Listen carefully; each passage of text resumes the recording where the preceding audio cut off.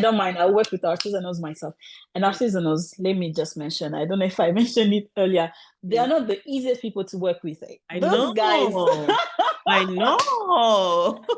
those guys You can have to teach deal you. with issues. Yeah. And they have stories. Oh my.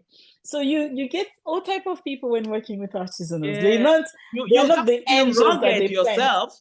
You have to be a rugged person, you know? I remember, I started developing a lot of characters there. You start seeing that if you need to be so strict with them. You become like a mother to these old guys. You're just like a very strict mother. No, I'm not playing with you. If they see they have the tendency, they want to manipulate you. They will come with stories about their children being sick. If you just carry on like that, you never make money. So like those are the things that you start learning, and just like these guys, even when they talk about the communities in like papers, they sound like this, nice, calm people, very angelic, just aggressive. They're aggressive.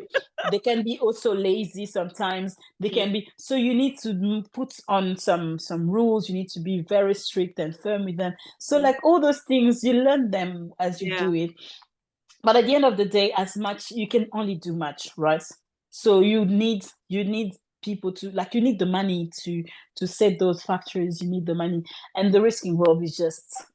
And also this is also when I think we need to kind of push.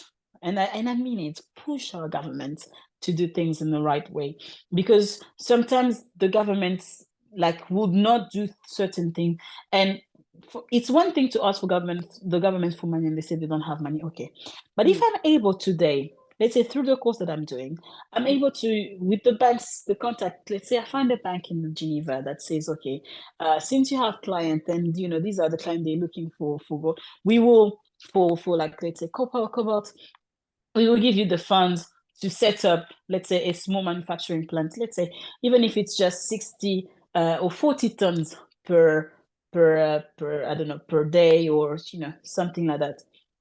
Let's say they give you something like that. Even if they were to give me that, okay, 40 tons per day, I can make a truck per day. Okay.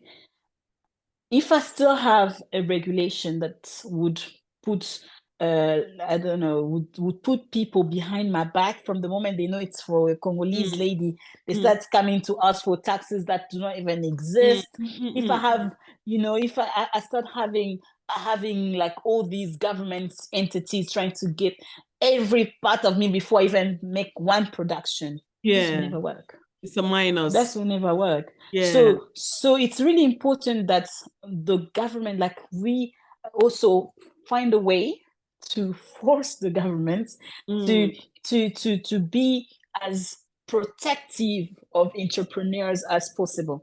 That's right. And I think in my country, I think there's this the current, for example, the current Minister of Industry and Small and Medium Enterprise is one of the people I really, really like and respect a lot, because he understands, he's from the mining sector, and I think he understands that. So having more and more people that understand and to whom you can say, these guys are bothering me, I cannot make money. You want the youth to do something. I want to do something, but they're not doing it. So yes, there's the money part, but also there's the role that the government has to play to protect. The regulation is there. The law, we have fantastic laws.